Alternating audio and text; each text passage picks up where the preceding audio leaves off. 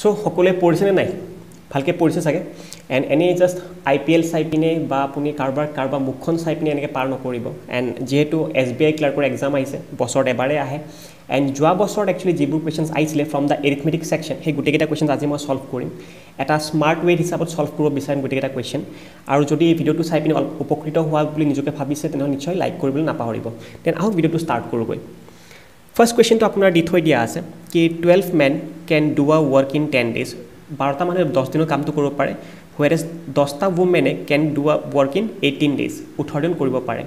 in how many days 4 men and 6 women can do the work 4জন men আৰু 6টা women কিমান দিনত কামটো কমপ্লিট কৰিব পাৰে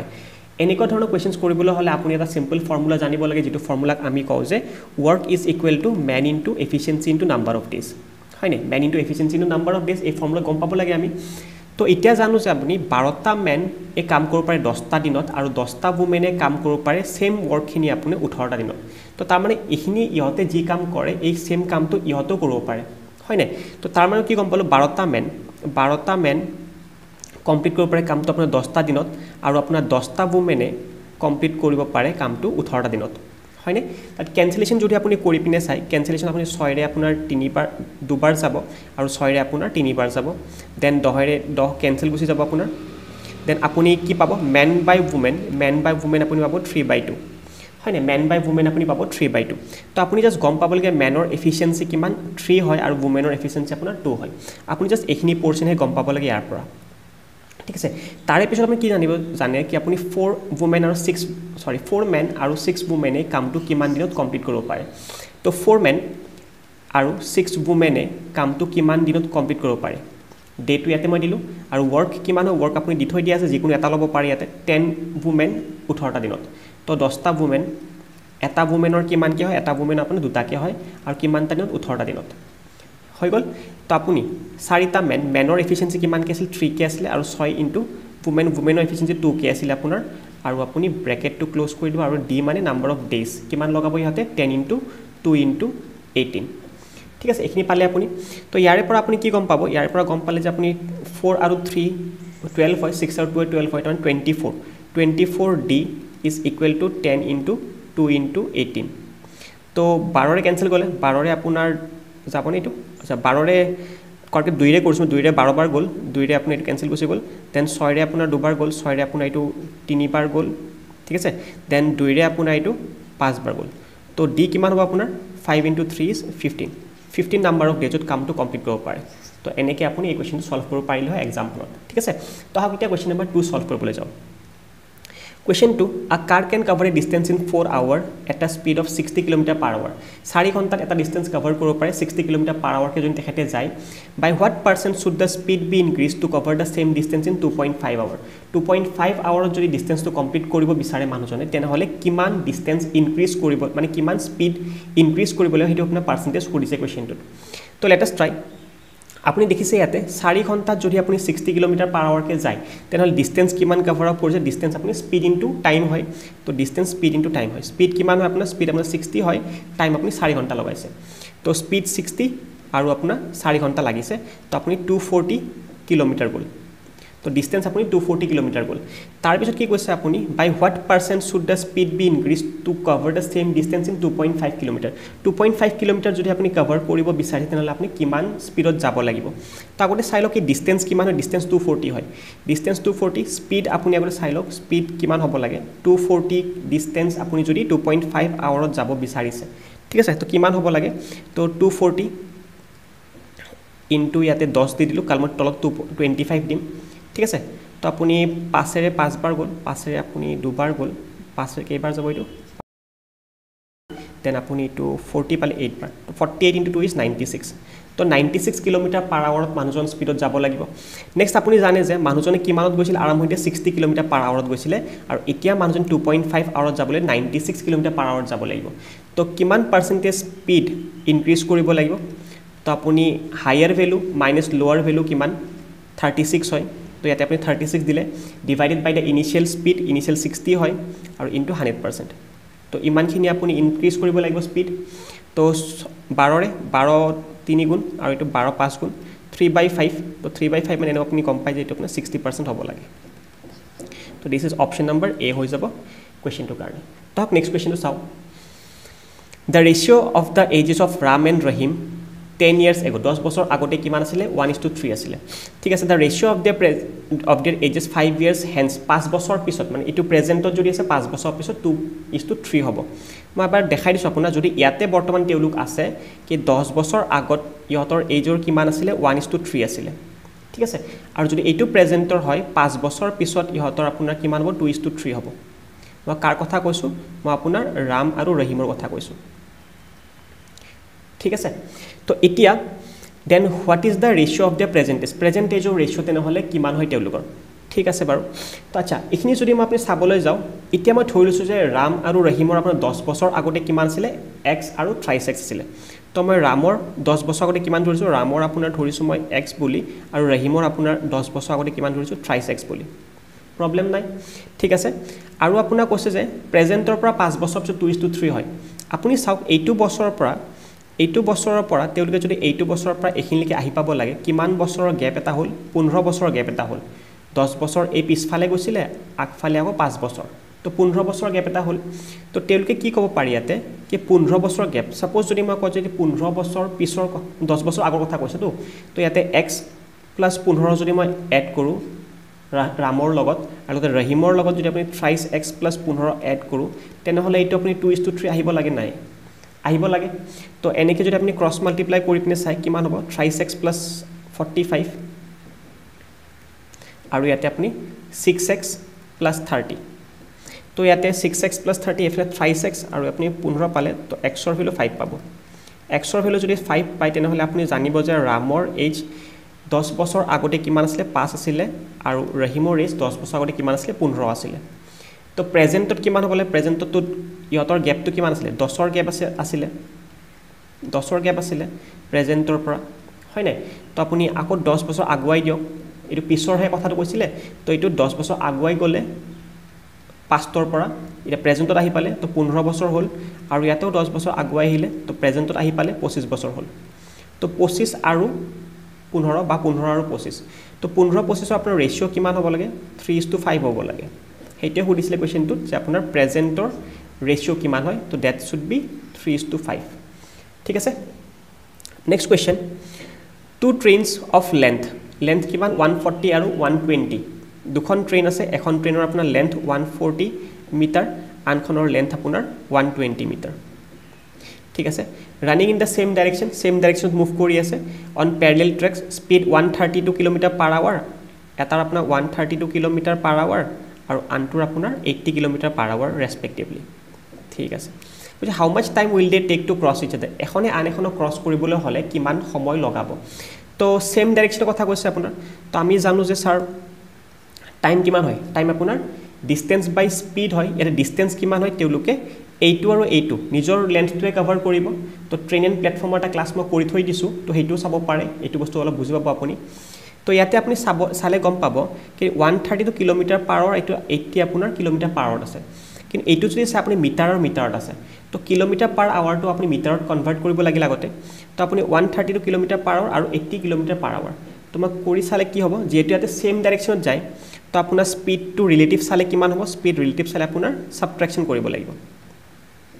অপোজিট গ'লে তেওঁলোকৰ এডিশ্যন হয় সাবট্ৰেকশ্যন হ'ব আপোনাৰ যদি সেম ডাইৰেকশ্যনত যায় কাৰণ কুৱেশ্যনত দিছে অলৰেডি যে তেওঁলোকে যে আপোনাৰ সেম ডাইৰেকশ্যনত কভাৰ আপ কৰিছে তো সেইকাৰণে ৰিলেটিভ স্পীড আপোনাৰ মাইনাছ হৈ যাব তো 132 পৰা যদি আপুনি 80 যায় তেনেহ'লে আপোনাৰ 52 পাব তো 52 km/h এইটো এটা মিটাৰ/সেকেন্ড কৰিবলৈ হ'লে তো 52 * 5/18 তো এইটো আপোনাৰ মিটাৰ/সেকেন্ডত আহিলে হয় নাই ঠিক আছে এতিয়া আপুনি দুৰে কেনসেল কৰি চাওক দুৰে কেনসেল কৰি পিনে চালে এইটো আপোনাৰ 9 বাৰ যাব আৰু দুৰে কেনসেল কৰি চালে এইটো 26 হ'ব তো আপুনি 26 * 5/9 পাব এইটো আপুনি কি পাব স্পীডটো পাব তো এতিয়া টাইমটো ওলাব লাগে আকৌ এবাৰ টাইম মানে আপোনাৰ ডিসটেন্স বাই স্পীড ডিসটেন্স কি হয় অলৰেডি ট্ৰেইন দুখনৰ লেন্থ তো এটা লেন্থ আপোনাৰ 140 আনটো লেন্থ আপোনাৰ 120 তো টোটাল আপোনাৰ 260 মিটাৰ হৈ গ'ল হয়নে টাইম মানে ডিসটেন্স বাই স্পীড কিমান হয় অলৰেডি গম পালে 26 * 5/9 তো 26 * 5/9 ঠিক আছে তো আপুনি কি কৰিব লাগিব ইয়াতে তো 260 * 9 তলত আপোনাৰ 26 * 5 এইটো হ'ল তো এইটো আপোনাৰ কেইবাৰ গ'ল এইটো আপোনাৰ 10 বাৰ গ'ল আৰু নেক্সট আপোনাৰ 5 আপোনাৰ দুবাৰ গ'ল তো 9 * 2 is 18 তো 18 সেকেন্ড আহিব আপোনাৰ যেহেতু এইটো আপুনি মিটাৰ পাৰ সেকেন্ড কনভাৰ্ট কৰিছিল ঠিক আছে তো ইয়াতে 18 সেকেন্ড আপোনাৰ আছে ইয়াতে option number B next question a person sold a book at 20% profit if he had bought it at 10% less cost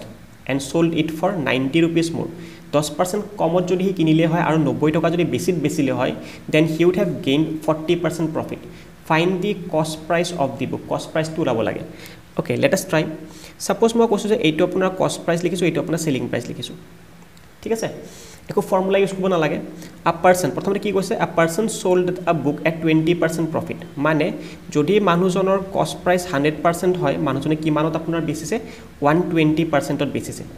নিশ্চয় কাৰণ এটা আপুনি প্ৰফিট পাইছে 20% তো SP আপোনাৰ 120% হ'ব লাগে নেক্সট আপোনাৰ কৈছে যে if he had bought it at 10% less যদি 10% কমত কিনিলে হয় তো ইয়াৰ পৰা 10% কমত কিনা মানে মই সাপোজ এইটো কথা কৈছো কি তেখেতে যদি আপোনাৰ 90% ত কিনিলে হয় and he would have gained 40% profit বুলি কৈছে 40% profit পালে হয় এটোৰ ওপৰত তো ইয়াতে 40% profit মানে কি 90 ৰ 40% কিমান হ'ব লাগে 10% 9 হয় 40% 36 হয় তো ইয়াৰে পৰা 36% আপুনি বেছি পাব কাৰণ profit পাইছে বুলি কৈছো তো 40% profit আপুনি cost price ৰ ওপৰত পাব তো 40% of 90 কি মানে 36% তো আপুনি পালে হয় 126% এখিনি পালে হয় আপুনি কিন্তু কোৱেশ্চনত কি কৈছে যে আপুনি 90 মোৰ পায় আগতকৈ আপুনি 90 টকা বেছি পায় কিন্তু ইয়াতে দেখিলে আপুনি গম পাব আগতকৈ আপুনি কিমান বেছি পাইছে আগতকৈ আপুনি 6% বেছি পাইছে 6% ৰ ভ্যালু আপোনাৰ 90 হয় তেনেহলে আপুনি জানিব যে 1% ৰ ভ্যালু কিমান হয় 1% ৰ ভ্যালু 15 হয় কাৰণ 15 6 90 হয় ঠিক আছে তো 1% ৰ ভ্যালু 15 হয় তো 1% ৰ ভ্যালু যদি 15 আপোনাক কৰিছে কষ্ট প্ৰাইস কিমান আছিল কষ্ট প্ৰাইস আমি জানো যে 100% আছিল তো 1% ৰ ভ্যালু যদি 15 হয় 100% ৰ ভ্যালু দুটা জিৰো চিপকাই দিলে হল পিছফালে তো ইয়াতে দুটা জিৰো চিপকাই দিলে মই পিছফালে 1500 টকা that is option number C হৈ যাব hope বুজি পাইছে সাকে then let us go for the next question next question আছে আপোনাৰ a container contains mixture of milk and water in the ratio 5:3 এটা কন্টেইনাৰত আপোনাৰ milk আৰু water আছে কিমান ৰেশিওত 5:3 ৰেশিওত ঠিক আছে কৈছে যে if 8 litre milk is added যদি milk আপোনাৰ আকৌ 8 লিটাৰ এড কৰি দিয়া যায় তেনেহলে the ratio of milk and water becomes 11:5 এটা ratio কিমান হৈ যাব আপোনাৰ 11:5 হৈ যাব milk আৰু water ঠিক আছে কৈছে যে find the difference between the initial quantity of milk and that of water milk আৰু water initial quantity আপুনি difference টো উলাব লাগে তো ট্ৰাই কৰো এবাৰ তো আচ্ছা ইনিশিয়ালি কি আছিল মিল্কৰ আপোনাৰ মিল্ক যদি আপোনাৰ ইনিশিয়ালি 5x আছিল আপুনি water আছিল 3x হয় নাই তো মিল্ক আপুনি এড কৰিছে দেখিছে ইয়াতে মিল্ক আপুনি এড কৰিছে তো মিল্ক এড কৰা মানে কিমান কৰিছে 8 লিটাৰ এড কৰিছে তো মিল্ক 8 এড কৰি দিলু কিমান হল আপোনাৰ 11:5 হৈ গল ঠিক আছে ওকে তাৰ পিছত আপুনি ক্ৰস মাল্টিপ্লাই কৰিলে কিমান পাব এটা 25x পালে প্লাস 40 পালে এটা আপুনি 33x পালে তো এইটো 25 এফালে গুছি গলে কিমান হ'ব আপোনাৰ 8x ৰ ভ্যালু কিমান 40 তো আপোনাৰ x ৰ ভ্যালু 5 হ'ব x ৰ ভ্যালু যদি 5 হয় আপুনি গম পাই যে আপোনাৰ এটা 5x আৰু এটা 3x আছিল ইনিশিয়ালি এইটো 5x আৰু 3x আপোনাক কি উলাব লাগে আপোনাক উলাব দিছে find da difference between da initial quantity difference of the initial quantity কিমান হয় 5x 3x ৰ ডিফাৰেন্স আপোনাৰ 2x হয় তো x ৰ ভ্যালু যদি 5 হয় 2x ৰ ভ্যালু 10 হ'ব তো ইনিশিয়ালি আপোনাৰ 10 লিটাৰৰ ডিফাৰেন্স আছিল ঠিক আছে তো এইটো হ'ব आंसर আপোনাৰ অপচন নম্বৰ ই সকলোতকৈ লাষ্টৰটো হোপ বুজি পাই আছে let us go for the next question now যদি বুজি পাইছে নিশ্চয় লাইক কৰিব নাপাহৰিব তো আহক পাৰে একো নাই নেক্সট কোৱেশ্চনটো কৰো rupees 6000 when invested at a certain rate of SI for 2 years it fetches 1200 টকা তো মানে SI যদি মই 2 বছৰৰ কাৰণে 6000 টকা মই দিও কাৰোবাক তেনে হলে মই কিমান টকা পাও মই পাও আপোনাৰ কিমান 1200 টকা পাও ঠিক আছে দেন কৈছে যে কি যদি if the same sum যদি same sum মানে 6000 টকাটোৱে মই ইনভেস্ট কৰো at the same rate for year compounded half yearly যদি মই compounded কৰো তেনে হলে find the compound interest মই কিমান পাম যদি মই compounded half yearly কৰো ঠিক আছে আচ্ছা চাও এটা 6000 টকা ঠিক আছে মই 2 বছৰত SI কিমান পাইছো 1200 টকা পাইছো মানে প্ৰত্যেক বছৰত মই 600 টকাকে পাইছো SI আপোনাৰ এভৰি ইয়াৰ সমানে দিয়ে যেহেতু মই কব পাৰিম যে ফাৰ্স্ট ইয়াৰত মই যদি 600 পাইছো সেকেন্ড ইয়াৰটো মই স্যাৰ 600 পাইছো ঠিক আছে তো ঠিক আছে দেন নেক্সট ইতিয়া মই কি কব পাৰো তেটো ৰেট পাৰ্সেন্ট কিমান হল ৰেট পাৰ্সেন্ট চাবলৈ গলে তুমি 600 টকা পাইছা কিমানৰ ওপৰত 6000ৰ ওপৰত তো 1/10 1/10 মানে কিমান হয় 10% তো তোমাৰ ৰেট পাৰ্চেন্ট কিমান হয় 10% হয় 600 টকা পাইছা তুমি 6000 টকাৰ ওপৰত তো তোমাৰ ৰেট পাৰ্চেন্ট 10% হয় তো ৰেট পাৰ্চেন্ট যদি 10% হয় তোমাক কৈছে যে এতিয়া কম্পাউণ্ড ইন্টাৰেষ্ট ওলাব লাগে কিমান হাফ ইয়াৰলিৰ ওপৰত হয় না হাফ ইয়াৰলিৰ ওপৰত আৰু কৈছে যে সেম সাম হয় মানে তোমাৰ প্ৰিন্সিপালটো তোমাৰ সেম থাকিব আৰু লগতে প্ৰিন্সিপাল সাপোজ কিমান প্ৰিন্সিপাল মোৰ 6000 টকাই আছে আৰু যেটো কম্পাউণ্ড হাফ ইয়াৰলি হয় তো আপুনি কি হয় এটা বছৰ কাৰণে ওলাব দিছে এটা বছৰ কাৰণে ওলাব দিলে হাফ ইয়াৰলিৰ বস্তু টাইম তোমাৰ ডাবল হৈ যাব টাইম তুমি দুটা বছৰৰ কাৰণে ওলাইছোৱা টাইমটো দুটা বছৰ কাৰণে ওলাইছোৱা আৰু ৰেট পাৰ্চেন্ট তোমাৰ আধা হৈ যায় যোনে নাজানে এইটো বস্তু মনত ৰাখিবা যদি হাফ ইয়াৰলিৰ কোৱেশ্চন থাকে তেনেহলে তুমি এনুৱেলি হিসাবটো কৰিব পাৰা খালি তুমি কি কৰিব লাগে ৰেট পাৰ্চেন্টটো তুমি আধা কৰি দিবা আৰু টাইমটো তুমি ডাবল কৰি দিবা তো ইয়াতে এটা বছৰ কাৰণে ওলাব দিছিলে সো মই দুটা বছৰৰ কাৰণে ওলাই আছো আৰু ৰেট পাৰ্চেন্ট মোক হাফ ইয়াৰলি দিছিলে সেই কাৰণে মই 10% টো 5% লৈ লৈছো ইয়াতে তো এতিয়া চাব পাৰা যে তুমি জানা যে 6000 টকাত প্ৰথম বছৰত মই কিমান পাও 5% যদি মই খুট লগাও প্ৰথম বছৰত মই কিমান পাম স্যাৰ প্ৰথম বছৰত মই পাম আপোনাৰ 300 টকা হয় নাই ওকে এতিয়া তোমাৰ নেক্সট বছৰ চাবলৈ হলে যেটো সিআই হয় ইন্টাৰেষ্টৰ ওপৰত ইন্টাৰেষ্ট লাগিব 300 টকাত 5% লাগিলে 10% 30 টকা হয় 5% 15 টকা হয় তো 15 টকাটো পাবই আৰু লগতে 6000 টকা প্ৰিন্সিপালৰ ওপৰটো পাই সিআই তো প্ৰিন্সিপালৰ ওপৰত 5% লাগিলে আমি গম পাওঁ যে 300 টকা পাও তো যিকিটা আপুনি গোল গোল দেখিছে গুটেকিটা আপোনাৰ সিআই কেইটা হয় কিমান হয় 300 300 600 আৰু 15 615 তো আপুনি গম পালে যে এনসাৰ আপোনাৰ 615 টকা হ'ব I hope it is clear now. So let us go to the next question. A boat can cover 28 km downstream in 42 minutes. 28 km downstream যাব পাৰে 42 মিনিটত তো মই ডাউনষ্ট্ৰীমৰ স্পীড চাবলৈ যাও ডাউনষ্ট্ৰীমৰ স্পীড কিমান হ'ব লাগে স্যাৰ ডিসটেন্স কিমান 28 km টাইম কিমান লগাইছে 42 মিনিট লগাইছে তো 42 মিনিট মানে মই ঘণ্টাত চাবলৈ কিমান হ'ব 42 ডিভাইডেড বাই 60 এইটো হ'ব তো তাৰে পিছত মই ক্যান্সেলেশন কৰিবলৈ হলে 28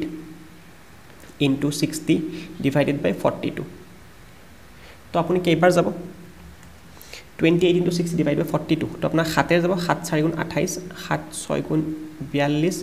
আকৌ তোমাৰ 6 ৰে কেইবাৰ যাব 6 ৰে তোমাৰ 10 বাৰ যাব তো আই হোপ কি आंसर গম পাইছে ডাউনষ্ট্ৰীমৰ স্পীড 40 km/h ঠিক আছে আৰু এটা দেখিছে আপুনি ratio of the speed of the boat in still water and the speed of the stream boat আৰু ষ্ট্ৰীম কিমান হয় আপোনাৰ 7:3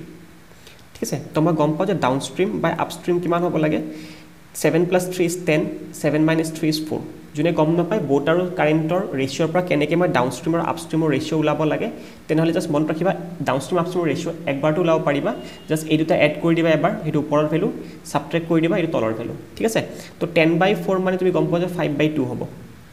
এতিয়া মই জানো যে ডাউনষ্ট্ৰীমৰ অলৰেডি মই 40 পাইছো তো মোৰ 5 ইহতৰ 40 হৈ আছে তো তাৰ মানে মোৰ 2 ইহতৰ কিমান হ'ব 8 হয় 1 মানে তো 2 মানে 16 হ'ব তো আপষ্ট্ৰীমৰ স্পীড কিমান 16 হয় এটা কিমান হৈছে তোমাক find the difference between the টাইমৰ ডিফাৰেন্স লাগে taken by the boat to cover 60 km ডাউনষ্ট্ৰীমৰ টাইমটো চাওগতে ডাউনষ্ট্ৰীমৰ টাইম তো তুমি ডিসটেন্স আৰু ডাউনষ্ট্ৰীমৰ স্পীড জানিব লাগিব তো ডিসটেন্স কিমান যায় ডাউনষ্ট্ৰীমত 60 km তো 60 km যায়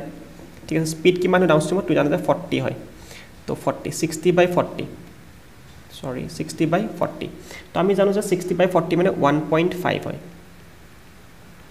আৱাৰ ওকে নেক্সট তোমাৰ হুদিছে আকৌ টাইম অফ আপষ্ট্ৰীমত কিমান ডিসটেন্স যায় 40 km যায় তো 40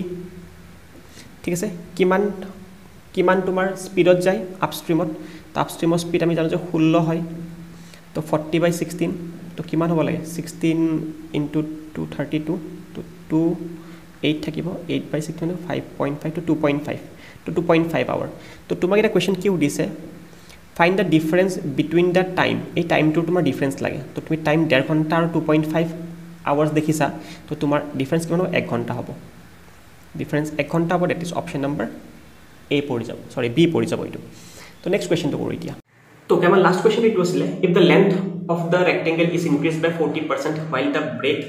is constant then the area of rectangle increased by 24 meter square and perimeter of the original rectangle is 32 meter find the breadth of the rectangle ঠিক আছে বাৰু আমি জানো যে তোমাৰ এই বস্তু কি কৈছে তেলকে কি লেন্থ যদি আৰম্ভণিতে l আছিল এতিয়া তোমাৰ 1.4 l হৈছে চাগে কাৰণ 40% ইটো ইনক্ৰিজ কৰিছে বুলি কৈছে তেলকে ঠিক আছে নেক্সট কৈছে যে ব্ৰেথ তোমাৰ আগতে যদি b আছে এতিয়াও তোমাৰ b থাকিব কাৰণ তেলকে অলৰেডি কৈছে যে এই বস্তুটো ব্ৰেথটো বলে কনস্ট্যান্ট হৈ আছে চেঞ্জ হোৱা নাই তো এতিয়া মই গম পালো যে তেতিয়া এৰিয়া কিমান আছিল এৰিয়া তেতিয়া তোমাৰ লেন্থ ইনটু ব্ৰেথ হ'ব লাগে আৰু এতিয়া তোমাৰ এৰিয়া কিমান হ'ব লাগে এতিয়া হ'ব লাগে তোমাৰ 1.4 লেন্থ ইনটু ব্ৰেথ কিমান হ'ব লাগে এতিয়াৰ এৰিয়া তোমাৰ ঠিক আছে আৰু তেলকে কৈছে যে area of the rectangle increase to 24 metre square increase হৈছে কিন্তু আমাৰ হিচাপত কিমান হৈছে আমাৰ হিচাপত তোমাৰ হৈছে 0.4 lb হৈছে তুমি দেখিছা ইয়াতে কিমান ইনক্ৰিজ হৈছে 0.4 lb ইনক্ৰিজ হৈছে আৰু হেইটো ভ্যালু 24 বুলি কৈছে তো lb এৰ ভ্যালু কিমান হ'ব লাগে lb এৰ ভ্যালু তোমাৰ 24 ডিভাইডেড বাই 0.4 দ্যাট ইজ 60 হৈ যাব আৰু কৈছে যে perimeter of the original rectangle তোমাৰ 32 মিটাৰ হয় তো অৰিজিনাল ৰেক্টেংগল কিমান আছিল twice l + b two perimeter হয় আৰু কৈছে এটো 32 হয় বুলি ঠিক আছে তো l + b কিমান হ'ব লাগে l + b হ'ব লাগে 16 ঠিক আছে তো আমি জানো যে l - b এর ভ্যালু উলাবলৈ হলে l - b এর স্কয়ার আমি যদি চাও তো এটো l + b এর স্কয়ার - 4lb হৈ যাব তো ইয়াতে l + b কিমান হয় l + b 16 হয় 16 এর স্কয়ার করলে 256 ঠিক আছে 4lb lb এর ভ্যালু 60 হয় তো 4lb 60 * 4 240 ঠিক আছে এতিয়া তুমি কিমান 16 পালা ইয়াতে তো l - b যদি 16 হয় l - b স্কয়ার যদি 16 হয় l - b কিমান হ'ব l - b হ'ব স্যার 4 l - b 4 হয় l + b 16 হয় ঠিক আছে তো এটা আমি কি কৰিম এইটোৰ পৰা এইটো যদি মই সাবট্ৰাক্ট কৰি দিও কিমান হ'ব তেতিয়া তুমি পাবা twice b is equal to 16 minus 4 that is 12 এটা মই পাম যে b এর ভ্যালু 6 হ'ব লাগে b এর ভ্যালু 6 তাৰ মানে অপচন নম্বৰ c হৈ যাব আশা কৰিছো গোটেইটা কোৱেশ্চন ভাল পাইছে বা বুজি পাইছে যদি ইফিন কেস কিবা কোৱেশ্চন বুজি পোৱা নাই তো এই কোৱেশ্চন তুমি নিশ্চয় জনাব ইয়াতে এন্ড আই থকা এক্সামবোৰ যেন আপোনালোক ভাল হওক আৰু আজিৰ পৰা SBI ক্লাৰিকেলৰ ফৰ্ম ফিল আপটো আপুনি ষ্টাৰ্ট কৰিব পাৰে এনেকুৱা ধৰণৰ কোৱেশ্চনছ আপুনি এক্সামতো দেখিব নিশ্চয় আকৌ আহি থাকিব এন্ড জয় অসম